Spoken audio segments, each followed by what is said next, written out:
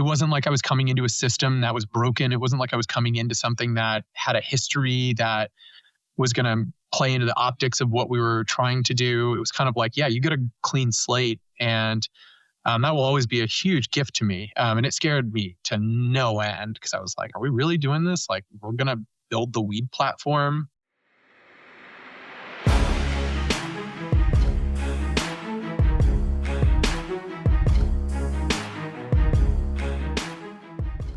What's up, guys? Welcome back to another episode of The Dime. I'm Brian Fields. With me, as always, is Kellen Finney. And this week, we got a very special guest, Thomas Winstanley of edibles.com. Thomas, thanks for taking the time. How are you doing today?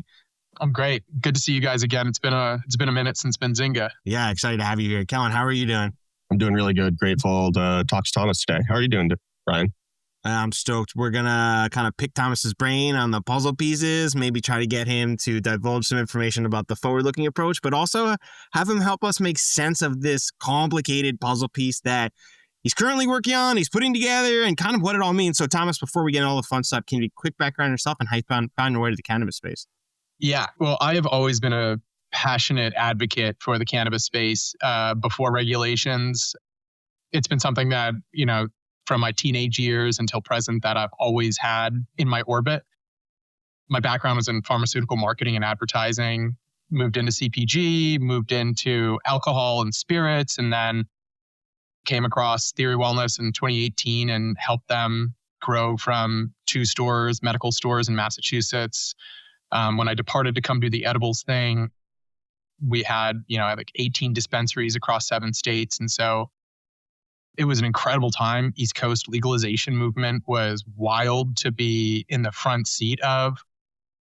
And we were vertical. So we did everything from, 250 products across, multiple states. We had the first automated beverage line in Massachusetts, built a great sub-brand called High Five, and really got a crash course, and was amazing to be able to be like, oh, well, I love marketing and advertising.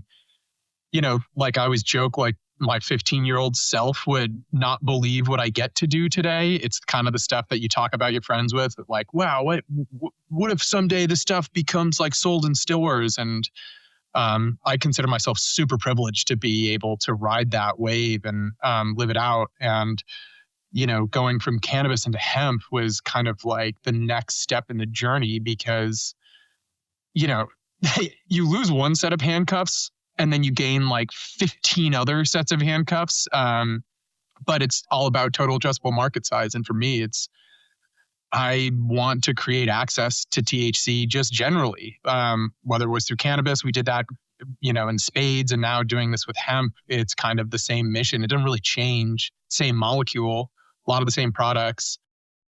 So it's very exciting to be doing what we're doing here. And never in my wildest dreams would I think that I'm sitting in edible arrangements, offices in an office filled with THC products and doing something like this. So still pretty wild. I want to get into all that, but I think it's first, for those who just are unfamiliar or not visioning it, edibles.com, the easiest way to explain to them what that is. Yeah. So we're a DTC wholesale marketplace of some of the best brands in the country, focus on gummies and beverages. Essentially for us, we work with a lot of cannabis native brands because they understand compliance risk. They have a history of being able to operate in regulations, and they make great products. And so we're basically collecting this portfolio of wonderful brands, wonderful products, and trying to bring them to as many consumers as possible. And what helps kind of in that, that mission and goal here is we know that people are starting to experiment. We know that everybody at this point, probably in America, knows that hemp is a thing that exists and that you can buy it legally, where, 10 years ago, that was not the case. Now it is the case. And we want to help handhold and introduce people to this category that may not be initiated, may have a lot of questions because it is super complicated and it's super difficult to understand when you see a brand like us where we're focused on health and wellness, but then you see all these products in gas stations and liquor stores, like something, socially doesn't really connect the dots. And so we're hoping to try to at least connect more dots for consumers than previously was available. Would you say if somebody was looking for a product but didn't know, should they go Wana, Wild, Kiva, they could go to edibles.com and they could have all those options available and then they can figure out which one works. Is that kind of the formulation concept? Almost. I would almost reverse it. So it's almost like you come to the site and determine what your outcome is. Like, what are you looking for? That to me is probably the lowest barrier for entry. Is most people who are trying these products, they're not doing it because they're looking to get high. They're looking for, oh, what is going to help me sleep at night? What is going to help me relax? Maybe instead of a glass of wine, people who have like hip injuries are like, how can I be more comfortable? Shopping based on outcome is the first step. And then the second step is, pick your flavor, pick your brand, pick your desired outcome, and then start testing some products. And what we are seeing is that kind of theory of shopping is working, where I didn't want to start. That was one of my non-negotiables coming here was, if this is a get rich quick scheme where you're trying to pump cash and commercialize on it, like, I'm not the guy for that. I don't want to turn this into like a, massive cheesecake factory style menu with unhealthy options. I would much rather condition the consumers based on where they're at in terms of saying like, don't go to a bar just to order 3 shots of Jack Daniels your first time drinking. You're going to have a bad time. Don't go to a weed website or hemp website and just try to find the highest dosage. Try to find something that's probably going to become the right type of lubricant for you, whatever your lifestyle need is. And that's simple. How do you curate the products that you guys list on your website? Is there like a specific like protocol that they have to follow in order to get listed? Yeah. So a lot of it comes back to when I start to look at the broad landscape, one of the things that hemp is allowing that cannabis doesn't is the barrier to entry into hemp product manufacturing is far lower than cannabis, So knowing that that's a part of the puzzle, you're also getting a proliferation of products that I would argue like maybe aren't the best for you, that maybe don't have the same fail safes that dispensary products do. So to start, it was funny because when I first started, I was like ripping out NDAs to people because I was like, I didn't want anybody to know what I was doing after I left Theory. It was kind of like, people were like, where's Thomas? Like, what are you doing? And I was kind of like, you'll learn. Just hanging out in Atlanta. Yeah, just like, they're like, you're moving to the South. Like, what is happening with you? And I'm like, oh, my wife's from Charleston, so we want to get closer. But there were a lot of deeper questions. But what was funny was like 2 of the first NDAs and the first people I talked to outside of, edible brands were Jake Bullock and Joe Hodis. And I basically said, hey guys, Jake, I was like, Jake, we're doing this crazy thing. I think you guys would be a great fit. What's your appetite on this? And, Jake was wonderful. I'd worked with him in the Theory days and he was like, yeah, we're 1,000% in. Like, don't have any other questions. Let's do it. Joe is very similar. I've known Joe for quite a while.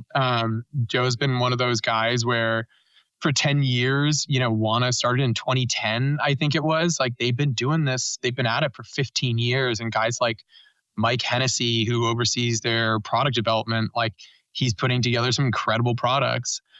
And so for me, when I look at the portfolio, it's like, okay, well, we know what these buckets are that we want to service. I did a lot of that homework on use cases, why people are coming into this.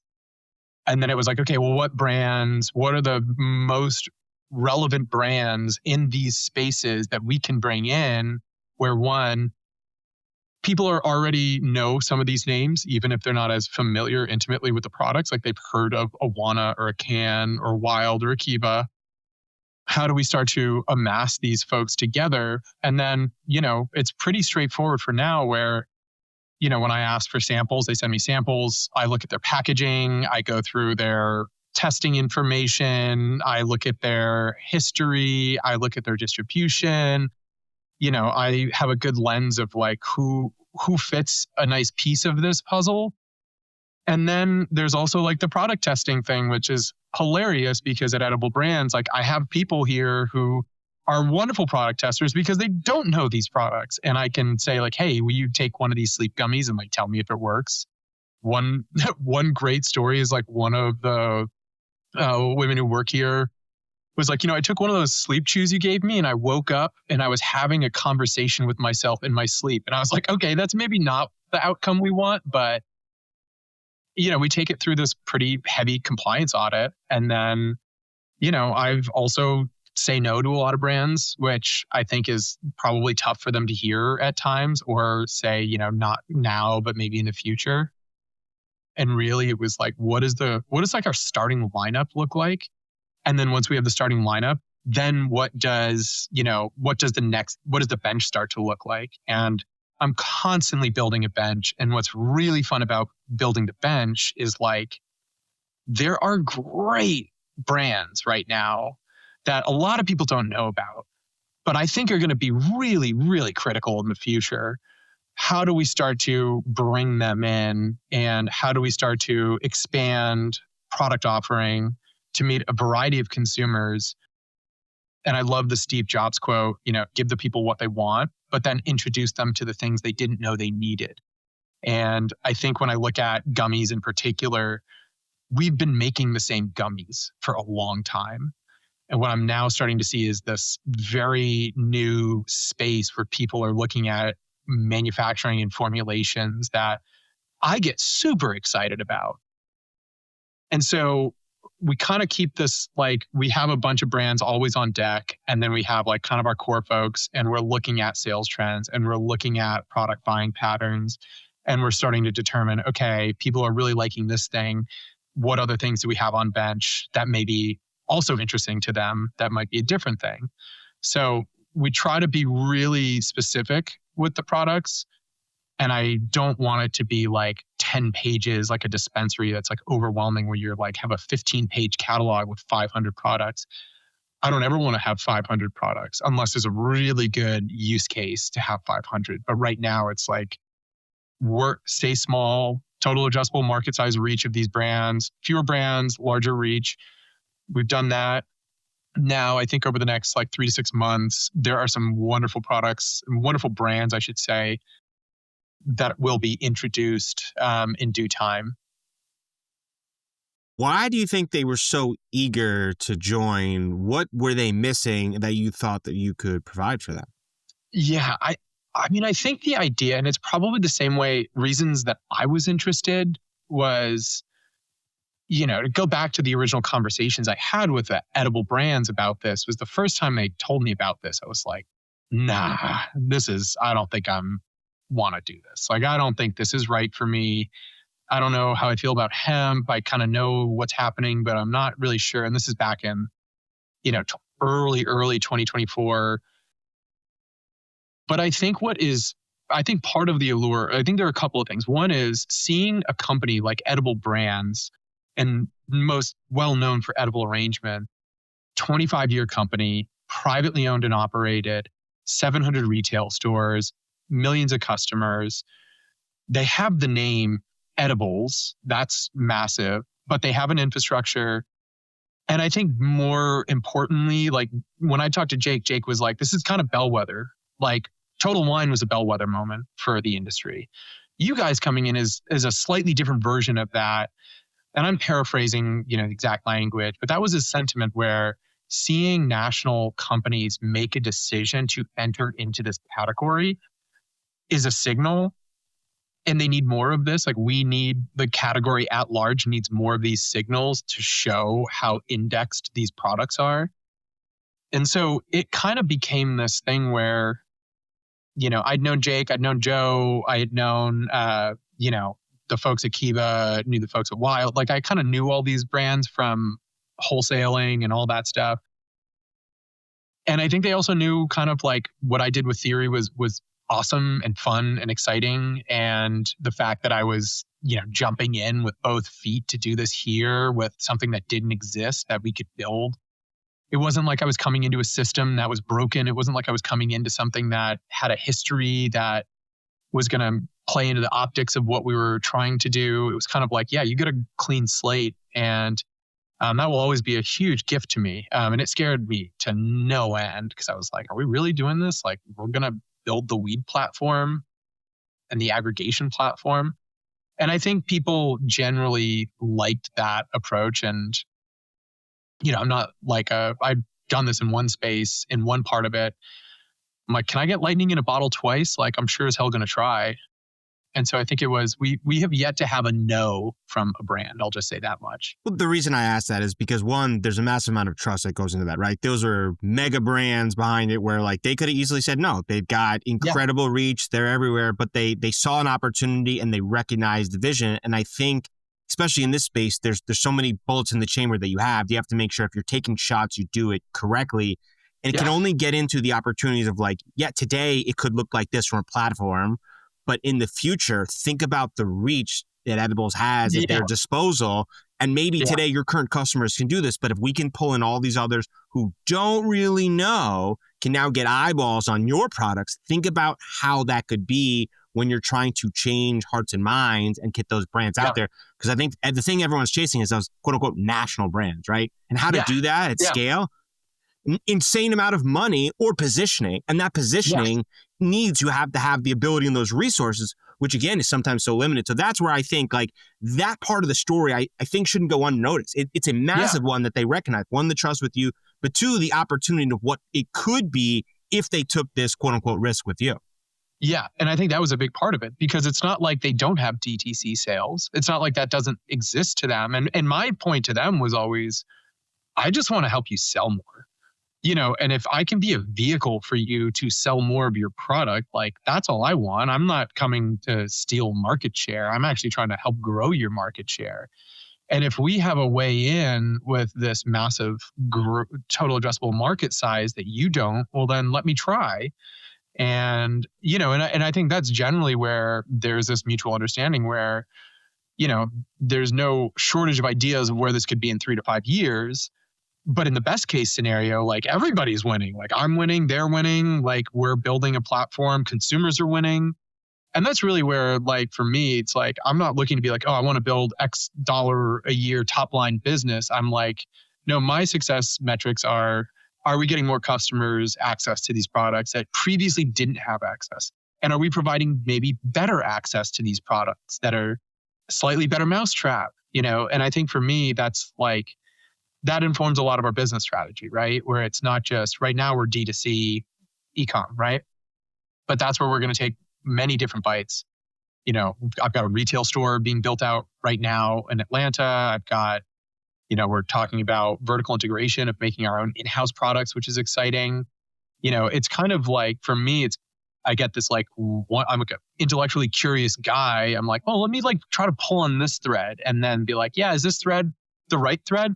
Well, if it's not, totally fine because we have 7 other threads over here. And that to me, that ability to have that nimbleness of trying to figure out where does an edibles.com land more globally in this landscape, that's a wild brief for anybody who's been doing this. Yeah, it's fun. You got all the tools in the tool chest you can play with. You've got a platform and opportunity where you can go left, you can go right, you can go up, you can go down. You can really do whatever kind of the data and the internal metrics plus your gut is leaning you towards saying, here's a gap in the market. And if we can provide this value and fill this chain, that's how companies are rewarded based on the value that they're providing, which in this case could literally be in any direction. But I guess, how do you think about it from kind of like a siphoning of market share from each other? Because you've got really well-established brands that even for myself, who's an edible consumer, I'm looking at all my favorites. Like, how do I even choose? I've got no idea. I go up there as well, like, I really like this one. I really like this one. How do I make those decisions? So do any of the brands say to you, hey, Thomas, like, we'd love to be here, but we really don't want to see so-and-so's brand there? I mean, it's funny because yes and no. They will say that, but more in a like, you should get these things from us, but maybe you don't want those things from those people. And it's like, okay, heard, but we'll make the call and we'll see. And, and look, like there's like a gaming of this process too. That's, I'm looking at where I look at my sales numbers every week, oftentimes every day. And I'm looking at like, who's moving well, who's maybe not moving as well. What can we do to support the brands that aren't moving as well? And how do we start to restructure, our landing page or our bestsellers or whatever? But, the great thing about it is like, I think this is something that an insight that I carried from cannabis is we're still so early in the longevity of a category with national reach that like nobody's really fighting with each other yet. Like the street fights will come. Like I think beverages is going to be wild in the next 12 to 18 months. Hey, bloody. You know, like these like nuclear winters that cannabis and now hemp is on the verge of probably going into a nuclear funding winter where, yeah, to go national and to get a PO for a national retailer, like you're going to need a lot of capital to do that. And not just to fill that order, but to market that order and then to fight for shelf space where price compression is the greatest inevitability of beverages. And I've looked at pro formas for brands because I'm curious and they will share them. And, you know, we're kind of circling that side of the equation. And I'm like, where's your price reductions built into your 5-year plan? And it's like, oh, you know, we're getting above market rate and we want to stay there. And I'm like, well, what happens when Total Wine says, okay, we can't take any more beverages. You're going to have to fight for your shelf space. Like there's not really that fight unless I'm misinformed. The pro forma doesn't look as good then, right? Why do we want to model out the numbers? Yeah. Who wants to see a slope? That sucks. Yeah, well, I mean, that's kind of the thing. It's like every recreational market. I mean, with Theory, we were first market advantage in, you know, a lot of the markets that we went into, we saw the same cycle of 36 months of rec sales, you see price compression. And that price compression is wholesale, it is, you know, out the door, you know, direct to consumer pricing, like it's all gets compressed. And again, I think there's almost a steeper opportunity for that compression to come because the barrier for entry is so low where, yeah, you could make a batch and be really good in one state, but is the state next door going to want the same thing? And then you're going to have to spend dollars to make people care about that thing. You know, and one of my, like, Kellen, you asked, like, what do I look at? Like, I do like to look at people's distribution because I'm like, are you really good in this area? Or are you a 1-year-old brand who says that you just got a national distribution agreement? That is a red flag to me because you're scaling in a way that is not sustainable because your brand is known maybe in one market to go to 30 other markets. Like you're gonna have some heartburn doing that. And so, you know, we try to look at all angles of it, and having seen both sides of the coin, we're trying to watch for some of those trends. And it also informs like what we want to do as a company of like, is making a beverage today the time, or is making a beverage after the bloodshed, there's a culling of the herd? Is that a better time to do it? Are you guys taking inventory? I mean, because you've got a bunch of SKUs. So are you holding inventory and then shipping? Are they drop shipping? How does that work? We have it all sent, you know, we do it 2 different ways. We'll either send it to our last mile stores or we'll send it to our fulfillment center. You know, we just launched our national shipping about a month ago. And, you know, we have a huge warehouse. You know, Edible Brands has a supply chain company called Berry Direct that I fly out to Indiana and I post up in their warehouse for a day and I go through and take people through what I need them to do and how I want it to run. And so you don't have to spin up your entire own supply chain distribution nationally. No, I mean, and I looked at that though too, because I'm always like, can I get a better deal? Sure. You know, it's like, as much as I have a shared resource here, I'm like, what's your best deal for me? And of course, like I want to keep it in the family here, but like I also reserve the right to be like, hey, is there a better fulfillment center that I could go to? No way. And, you know, and again, this is economy of scale that becomes advantageous is, you know, our facility fulfills all of the perishables and wares for 700 retail locations across the country. You know, we work closely with a national shipping company. I won't name drop them, but I will say it's like we have really advantageous rates that allows us to just bolt right in and use it as a shared service that, you know, I can go and fly out any day I want. I can get metrics. I work really closely with our head of supply chain. He's a great dude named Jack. Like, he comes in and checks in, gives me a fist bump. It's like, everything good at the facility? I'm like, yeah, so far, like everything's great. But it also allows us to scale like as much as we want. And I can just be like, I know how much square footage I have today. I know what I can get to in the next 6 to 12 months. I look at my product roadmap and I think, okay, we have 35 or so SKUs now. Well, maybe we're going to get to 50 SKUs in a quarter, and maybe we'll get up to 100 SKUs by the end of next year. And maybe that's kind of a threshold that we want to stick at based on our run rates. How much square footage am I going to need? What does that do for, their operational side? But having all of those things literally, down the hall from me is amazing, because I can go pop in and be like, hey, Jack, this API had an issue. Can you talk to your team and figure out what just happened? And let's just make this thing work even better. And that's kind of where we're in this business phase now, where it's now we get to really tinker with the engine. Because shipping was a profit center that I was bullish about. And for me, it's okay, what are the milestones of growth that I want to hit? And fulfillment became, I don't want to say it's easy, because it's not easy, but it's been made easier because I don't have the same challenges as somebody who's just a native manufacturer or product line who has to solve these questions. Do you think that that relationship that they already had with a national shipping company also ease the regulatory concerns potentially, right? Yeah, somewhat. You still have to climb that hill. Yeah, and I think that's also why working with national brands, you get a little bit more of a breath of fresh air, because it's they're looking at the risk reward appetite that we are. Some of the brands also have restrictions on where their products can be sold that other brands don't have.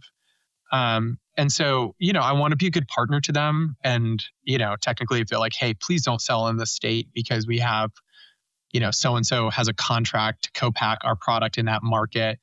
Don't try to go after our market share on the cannabis side. It's sure, fine. That's okay with me. And it's nice to have those conversations, because I genuinely also like all these people that we work with. There's not a brand, we haven't had a brand today where I'm yeah, you're a pain in the ass to deal with and I don't want to. Usually I'm I look forward to talking to our partners, because they know what we're trying to do. They're helpful. It's not contentious, or it's not trying to steal market share. And they like to get the POs. As long as we keep kicking POs, it's great. This is where the platform and the internal resources that Edibles provides is a massive advantage for you, because everyone else is trying to figure out, they're scaling with their supply chain, which has limitations and failure points. With you, you're we've got this connected network. Maybe the biggest challenge might be the price, but if we can have that be favorable for us and it works better than everyone else, guess what? We've got another advantage here where it's here's how it works. Do you want to come on board? Yes or no? And it's pretty straightforward. Yeah. And honestly, it's it's better to want people to want to be with us. That to me is really exciting. When I go to conferences and, people come out of the woodwork and they're hey, try this thing that I made. Sometimes I'm I'm not going to try that product that you have. That's I don't want to try products that are solutions to problems that nobody has as a form factor. Don't knock it till you try it. Yeah, there's sometimes where I'm oh, also this is really, really kind of weird and sketchy. And I'm are you really a company, or is this something different? He's drugging you in the back alley. Yeah, there are sometimes when people at conferences are hey, I have this new technology that nobody's tried before. And I'm sure, I'll take some. And then I'm whoa, I did not need to take this. And maybe I should be a little bit more discerning. But generally, the great part about that is it allows me to try brands that I would have never in a million years been oh, you guys did this and you made an absolutely exceptional product.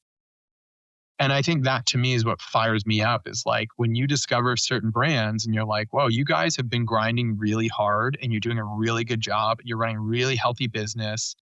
You guys are being really smart about this. I love the product. Let's start to put paperwork together. And we're really at that phase now where, I have 6 or 7 brands right now going through paperwork, because I think I'm just so used to cannabis style products where it's flat 10 milligrams or flat 5 milligrams and gelatin. And when I start to see some of these brands who are coming out with like super heavy ratios of CBD to THC, like that's so cool. Where I'm like, and maybe it's like similar to like the back issues with chairs. It's like as my consumption is changing, I'm like, maybe I don't need just a bunch of straight THC. Maybe some of the other functional stuff is way more palatable to me today. And that to me is like, I would love to help bring visibility to some of these brands that I think are just making incredible, wholesome products that are made with like a real clear attention to detail and people really trying to get it right. Instead of being like, yeah, like we threw distillate in a gummy and like that's our product line. It's like, yeah, that's not really like interesting as much as some of the other stuff that I'm starting to see with the evolution of what hemp is allowing R&D to provide. For some of those newer companies who are maybe under operationally capacity from a capital standpoint, has your team considered putting gasoline on the fire and saying, hey, we could take an equity stake here and provide distribution, marketing, and elements? Have you considered that? Yeah, we have. That's how I got to look at pro formas. Smart. And, I think part of the way I look at it, and I have to give a lot of credit to our CEO, Soumya Farid, like, cause she's now learning so much about the category and we have a great level of like trust and respect where it's like, yeah, I'm going to go do that. I'm going to go look at this, but like, here's kind of how I'm feeling about it. Like beverages now risky investment to me in some ways because of what I think is probably going to be price compression and those pro formas being inaccurate. On the product and gummy side, like the lens is almost slightly different for us where I loved making products at Theory. Like the amount of the entire portfolio of brands really came out of like my computer and my research. And and for me, I'm like, is taking a minority stake in another company worth the exercise? Or do we create another profit center where we can actually make something else that diversifies edibles.com reach? And, that to me is more interesting at this point. And, I think that door is always open, but I haven't really seen anything that I'm fired up about in terms of what can be done. And the question just also becomes like, yeah, these guys are doing something really interesting. Can we also do something interesting that's not quite what they're doing, but maybe a different lens or a different way into product? And that's what really excites me about our growth. It's like once you get through certain milestones, it allows you to be like, okay, well, I've got like e-commerce and fulfillment ready to go. And like that's all set up and established. Okay, what's the next bite that I want to take and where am I going to put my energy and focus into? Has there been thoughts about brick and mortar? Yeah. Oh, for sure. I mean, it's so funny. I mean, you look at one of the reasons why I love it is like Kim over at Soberish. Like what she's doing is amazing. And I've always loved retail.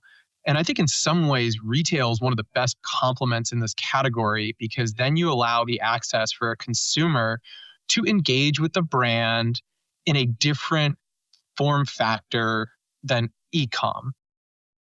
It's not very often that, when I buy stuff on the internet, I'm not like seeking out to go to one of those locations. But I always think there's an intrigue, and I think within this category, within the people who are trying to court into the category, having a face-to-face interaction with somebody is huge. And like what I saw in the dispensary world, were like customers would like to go to that one person who gave them a great experience the first time, and then the lifetime value of that customer would continually grow because they would come in and be like, hey, I loved these drinks you guys had last time. Do you have a chew that's kind of similar in effects? Or, I love this vape that I got. Do you have any strains that are similar? And I think that level of like one-on-one consumer engagement is really hard to get on the internet today. And like, yeah, we talk about like agentic AI solutions to make that a thing. And I'm like, yeah, like we should be planning for that anyways, but like, it's never going to take away what is the physical experience of edibles.com? And I am keeping the name. It's going to be called an edibles.com retail store, which is It was one of those things where after talking about it, I was like, no, we have to actually keep this. Like, we have to keep this full kind of experiential approach where, like, I don't want to create a bunch of brands that have mouths to feed and requirements. Like, and the retail store, I'm so excited about, because having worked on so many dispensaries, this gets to be like a little bit of a culmination of like, what are all those learnings? Like, what is all the institutional knowledge that I've built on brick and mortar that I can now put into something that changes the dynamic a little bit and also can help us grow and scale, where if we have a good proof of concept in the flagship, I'm building it capital light. I'm building it really lean. I'm building it really smart. I'm looking towards forecasting revenue per square foot versus like total top line. And I think like there was a time and place where like every store was an Apple store. Like, I'm guilty of it. We put like seating areas in, and you're like, nobody goes and sits down and like waits and like hangs out at a dispensary, because like the people who do that, you probably don't want them to. The people you want to do that like aren't going to do that. So like, how do we kind of look from a very clean slate at like what could retail really look like, and how do you make it exciting and fun? And maybe it even shouldn't be exciting. Maybe it should be transactional. And maybe that's really what people are looking for.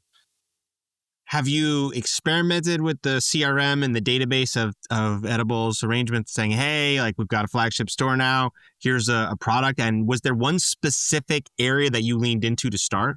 So we didn't take any feedback with the edible arrangements audience. And that audience is somebody I try to be super respectful, because like that audience, every time I ask them to send an email on my behalf, it has an economic impact on the other half that pays the bills. So like, and I also don't want to build a company that's reliant on the success of somebody else. Like, I've already got enough of that. I'm already very fortunate to have it.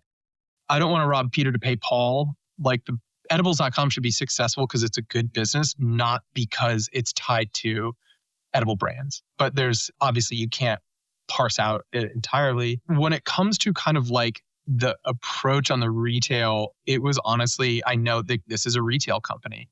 Retail's very important to us. And I think one of the pieces that I get fired up about with our approach to retail is, I always thought that there was a major gap with cannabis. Like, you had to be a white guy to have cannabis retail for years, and still probably pretty heavily indexed. Our approach to retail opens up a longer term opportunity that is contingent on policy and a lot of things working in our favor. But I love the idea of being able to, if the stars align, to franchise something where for a fraction of the cost of a dispensary license, you can essentially open up a dispensary light model that has a lot of the same products within the auspices of policy at the federal level. And for, a small amount, you can take part in the THC commercial supply chain without getting a dispensary license in markets that probably want these things. And so that's a really crazy unlock to me. I don't want to say it's going to happen, but I think there's like, I want to put myself in a position where if stars align, we can captively build into, what we're seeing as like, yeah, that would be amazing to franchise edibles.com retail locations. Are we going to do it next year? Probably not. Are we setting a path where if that became something we could do, we could say yes or no to? Yeah. And if we didn't make retail, we wouldn't be able to say yes or no. We would have to start out of the gates. And again, like, part of my whole thing is, don't over-engineer. Like, don't make a bunch of wild, crazy assumptions. Don't inflate your CapEx with like absurd design features that like nobody's going to buy more products if you have some crazy piece of art from a famous sculpture in there. Like, that's not going to sell more weed. So at least that's my philosophy. I might stare at it for a longer period of time, but I can't promise I'll buy anymore. What about like the existential like risk of the hemp industry recognizing that? Does does Edible Arrangements recognize that? And I can kind of hear it in your voice that like you want to make sure you build it sustainably, but also at the right pace, given the unknown framework. Yeah. Because sure, like if it was good to go, you'd be ripping and roaring. And I can already see like you'd be off to the races and it'd be, I'm building this, this, and this because like you ain't going to catch me. So is there conversations internally where you're like, hey, DC's really fucked up. And like, I'm not sure it's as clear as it is, but like, it's kind of like this. Is there conversations internally that you're having about like, here's kind of the problems we're having? Yeah, all the time. Yeah, it's usually like there was this early on, everybody who was excited about me joining the team, every time anything policy-wise dropped in hemp, I got like 5 messages from people being like, hey, is this going to affect us? And I finally like at an executive meeting, I was like, guys, here's what we're doing. You know, one of the first things I asked for when I first joined and they were asking for a budget, the first thing I put in was outside counsel. And they're like, wait, what? Like, what? And I'm like, no, we're going to go compliant. We got to do this. And what I instituted here internally was like, I will raise flags based on policy. Green flag, don't worry about it. Yellow flag, could be potentially bad, could also be good, could go away. We'll see. And then red flags like, hey, this is not good. We need to be wary of this. Like recent examples, Ohio raised a red flag. And I said, hey, we need to just be heads up about this. But again, like I do all of our GR work. I go lobby, you know, I'm a director or an executive at the US Hemp Roundtable with Jim Higdon. You know, Jim and I'll call Jim, be like, can you explain what this means? And he'll just like give me the best education possible on like, shout out to Jim Higdon, an absolute legend. But I also have to give a lot of credit to our chief legal officer, Doug Knox. I drag him to DC on lobbying trips. You know, he understands the category. He helps me with the risk assessment. He helps me present the risk assessment to, you know, Somia to be like, here's our point of view. Here's the risk we think we are willing to take in this scenario. We want to make sure you're comfortable with it. And so that's something that I'm constantly doing where it's, you know, constantly we're members of Hemp Beverage Alliance, we're members of a roundtable.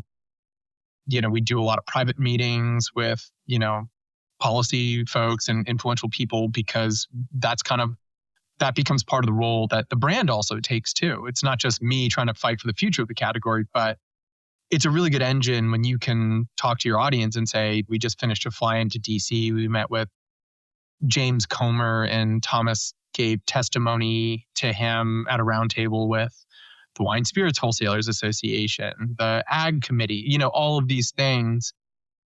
You know, that's what I would want to see from a brand that's actually trying to be compliant and safe. Like that's part of the responsibility. And I don't think all brands take it as seriously as we may, but I think they should, because that's how you fight also having like, yeah, the red flags coming up are never good days. You know, and there have been a lot, and the federal shit today is crazy.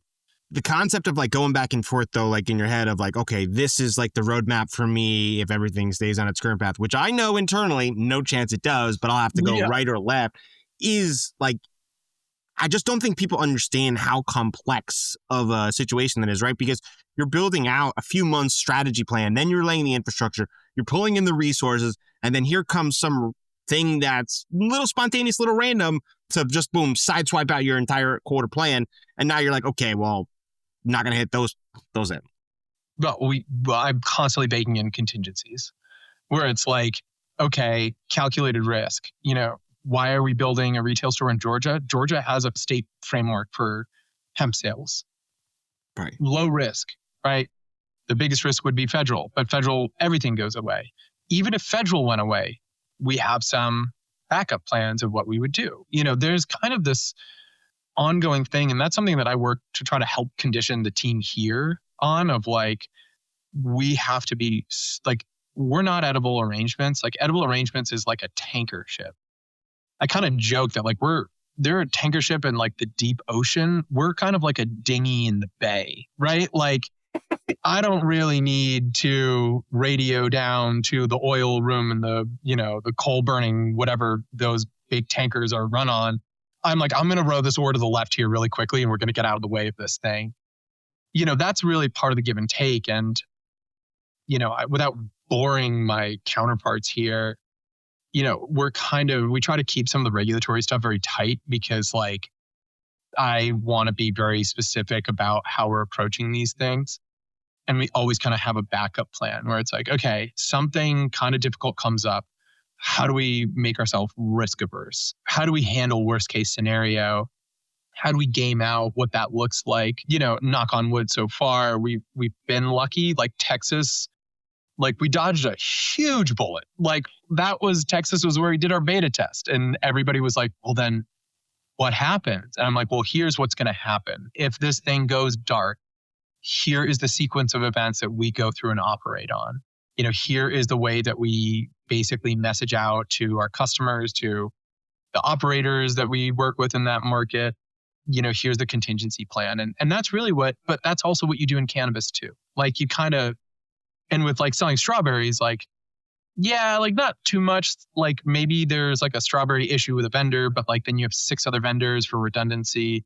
We're kind of taking the same approach, and I try to keep this team pretty light and small. So it's not like 10 chains of people who have to have an opinion about how do we do a pullback in a market or so on and so forth. Yeah, the balancing aspect, especially internally, is such a unique one, right? Because a headline can read one way and you already know like that's not really what's happening, right? Like that's just a fear-based headline. And internally you're like, no, the show still goes on. We've already pivoted left because we've anticipated this. Like nothing changes here. And they're like, I don't understand this. Totally. Thomas freaks out one day, he doesn't care the next. Like it doesn't make any sense to me. Yeah.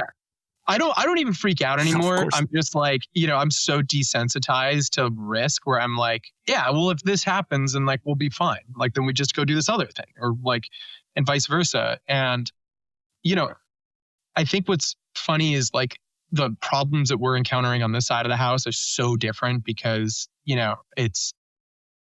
don't think people expected, me to come in and like go to DC and wear a suit and like meet with, they're like, you're the weed guy. Was it on your job description?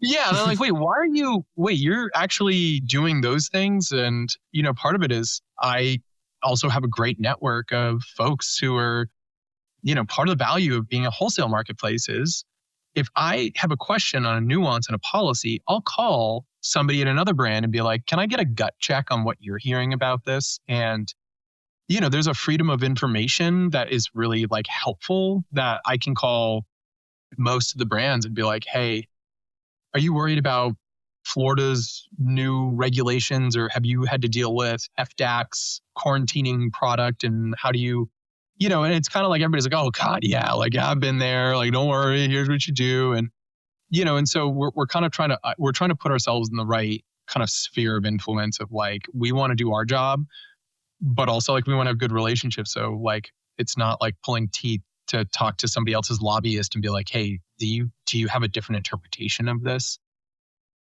And that's kind of the fun wholesale is like, you just can have a pretty wide net of people you work with. So what would be success for you? Let's say we sat down 6 months from now. What would you say is success? Is it predicated based on any movement or is it just based on internally, we're going to operate the way we operate and we anticipate a variety of movement in these directions? Yeah. So I think when I look at the opportunities that I'm most excited about closing out this year and kind of like this year, I'm kind of like, okay, well, we've actually hit the things that I wanted to do, which is great. In 6 months from now, I definitely have performance metrics. I was talking to our chief digital officer, this girl, Erica Randerson, brilliant. She runs edible arrangements, e-commerce. She and I were talking about like, what are KPIs that we want to see? Like, what does that look like to the two of us? And like, how do we kind of find like the blend of like, yeah, what do we want to look at our Google Analytics and see? That's really fun for me because I think we're at a point now where it's like, yeah, let's go game those numbers because now that we're operating on all cylinders, it's like what we think we can do is possible. So that's one part of it of like, I think there's a growth of performance that I'm excited to continue to chase down now that we're really figuring out a lot of the pieces as not just me, but also like our company at large that I work with. And then I think there are some really fun, like retail is great. Like I'm very excited to see like, how does retail do? How much, how does that store become a barometer for growth? Or does it fall flat and we're like, well, like anything that we're doing, we could, for the most part, walk away from and be like, yeah, well, like, hey, we tried it, failed fast, move on, go on to the next thing. I think there are some more material projects that I can't go into directly, but there are aspects of where I see our e-commerce going that I get really excited about. Some ways to engage with the e-commerce DTC, kind of more of a better touch with consumers in some ways. That's really exciting to me. In 6 months, we should have some pretty good answers about what that could look like.